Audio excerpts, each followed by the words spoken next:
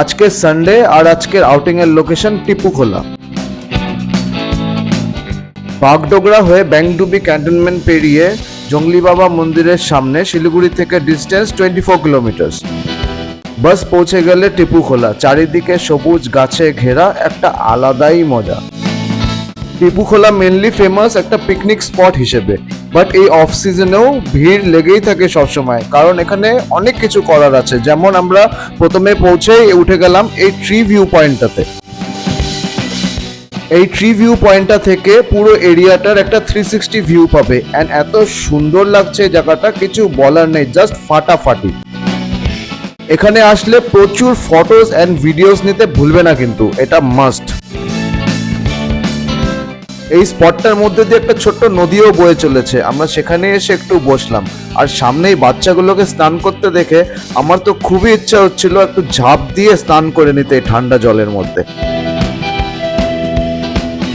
আমি, তানিয়া ও স্নিথিক তিনজনেই হই হুল্লোড় করতে করতে পেয়ে গেল খুব খিদে, আর সামনেই চোখে পড়লো একটা ছোট্ট রেস্টুরেন্ট।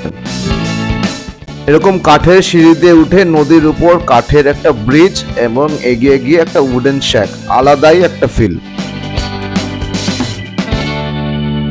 আমি কিন্তু খুব প্রাউড ফিল করি যে আমি শিলিগুড়িতে থাকি, মানে বাড়ির সামনে এসে এরকম একটা জায়গায় সানডে কাটানো, এটা কিন্তু সবার দ্বারা পসিবল না। আর এরকম একটা জায়গায় আসবো আর মোমো খাবো না, সেটা তো হতেই পারে না। নিজেদের জন্য নিয়ে নিলাম গরমা গরম মোমো, অ্যান্ড স্নিথিকের এখনো মোমো খাওয়ার বয়স হয়নি, তাই ওর হাতে দিয়ে দিলাম একটা বিস্কিট। স্নিথিক বিস্কিট খেতে খেতেই এনজয় করলো জায়গাটাকে। স্নিথিক কিন্তু বাই দ্য ওয়ে আমার আর তানিয়ার মতনই খুবই অ্যাডভেঞ্চারাস। আর আমি নেক্সট একটা গরম চা নিয়ে নিলাম জায়গাটাকে আরেকটু ফিল করার জন্য। এইভাবেই খুবই দারুণ সানডে কাটলো আমাদের। আমি, তানিয়া অ্যান্ড স্নিথিক তিনজনেই দারুণ এনজয় করলাম টিপুখোলাতে এসে। তোমরাও চলে আসতে পারো কোনো একটা উইকেন্ডে পিকনিক করতে, বা এমনি ঘুরতে চলে আসতে পারো।